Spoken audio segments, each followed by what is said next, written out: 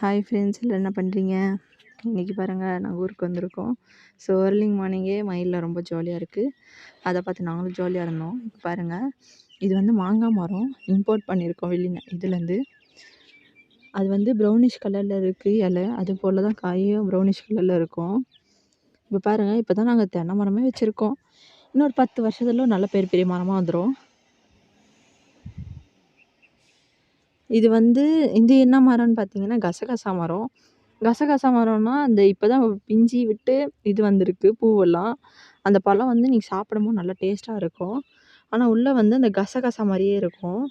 இதை பாருங்கள், இது இன்னும் பழுக்கல. பழுத்தா வந்து ரெட் கலரில் அழகாக வரும். அடுத்து எங்கள் அப்பா என்ன பண்ணுறாருன்னா வெங்காயம் இது பண்ண நோண்ட ஆரம்பிச்சிட்டாரு. சின்ன வெங்காயம் போட்டனால அதை வந்து அறுவடை பண்ணலான்ட்டு அதை எடுத்து நோண்டி இது பண்ணிவிட்டு இது பண்ணிட்டாரு. நம்ம தான் யோசிக்கிறோம் வெங்காயம் நம்மளுக்கு ஈஸியாக வருது, ஆனால் அது பிடுங்கும் போது அந்த நோண்டி இது பண்ணும்போது தான் நம்மளுக்கு அந்த கஷ்டம் தெரியுது, எவ்வளோ இது கஷ்டமாக இருக்குன்ட்டு. காசை குத்தி எதை வேணால் வாங்கிடலாம். இப்போ பாருங்கள், இப்போ அதை அறுத்ததை வந்து கத்தியால் முன்னாடி பின்னாடியாக இருக்கணும்.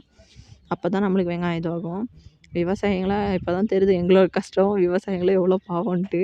ரொம்ப கஷ்டப்படுறாங்க. அவங்களுக்காக நம்ம ஒரு லைக் போட்டுடலாம்.